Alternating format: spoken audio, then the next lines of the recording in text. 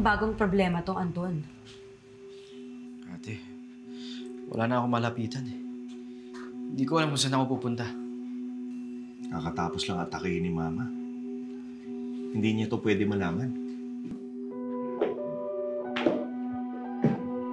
Anong hindi ko dapat malaman?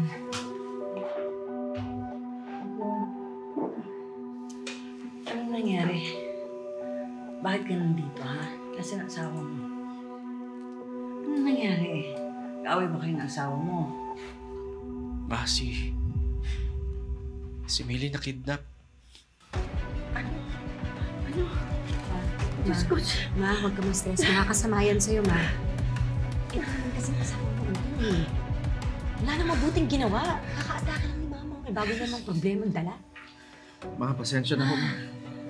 Ayoko sana lumapit sa inyo pero hindi ko na alam kung saan ako pupunta eh. Huwag mo akong alalahanin. Kaya ko. Mabuti pumunta ka rito para matulungan ka namin. Pero anong tulong ang magagawa natin, Ma? Hindi nga natin alam kung saan dinala ng kidnapper si Millie. Karma yan ang asawa mo.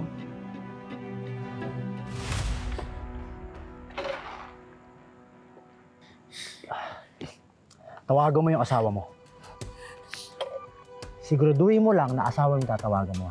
Dahil kapag mali ka ng Diyos, pasensyahan tayo. Tawag! Ano ba, ate?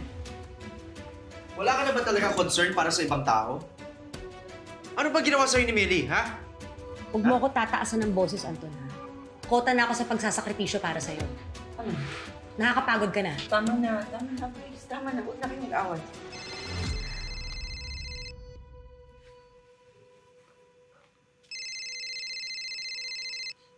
Si Millie.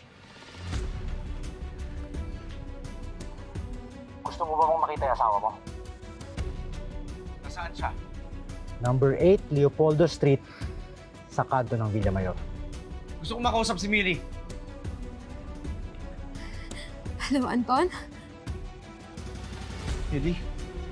Anton, okay lang ako. Kamusta ka? Okay ka lang ba? Sinaktan ka ba niya? Tayo mo ako, ha? Pupuntahan kita. Okay lang ako. Huwag kang mag-alala. O yan. Narinig mo na maayos pa yung kalagayan ng asawa mo. Pero huwag mong isipin na makakapagtimpi pa ako hanggang mamaya. Ano bang gusto mo, ha? Mata sa mata. Ngipin sa ngipin. Nawala ang pamilya ko ng dahil sa'yo. Kaya gagawin ko rin sa'yo. Ako na lang ang harapin. Huwag mo lang saktan si Millie. Pakakawalan ko lang yung asawa mo kapag pumunta ka na dito. Ako na lang gantihan. Ilabas mo dito ang asawa ko. Hello? Hello?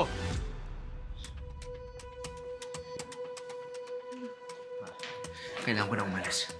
Hahanapin ko si Millie. Kailangan ko siya iligtas. Tanga ka ba? Isusugil mo yung buhay mo para sa babae na yan? Oo naman. Asawa ko siya eh. Hindi ko siya pwede pabayaan. Anton, baka mapahama ka na. Ma, babalik ako. Pangako.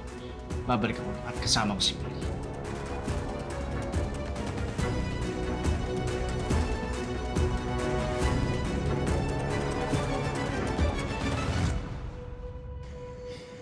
Anong plano mo kapag dumating si Anton? Papatayin ko siya. Nick, huwag mong gagawin yon. Ang sabi mo sa akin, hindi ka masamang tao. Kaya ako nga ginagawa to eh. Dahil hindi ako masamang tao. Ayoko na meron pa ibang mabiktima yung asawa mo. Ayokong maranasan ng ibang tata yung nararanasan ko ngayon! Nick, hindi ito yung paraan.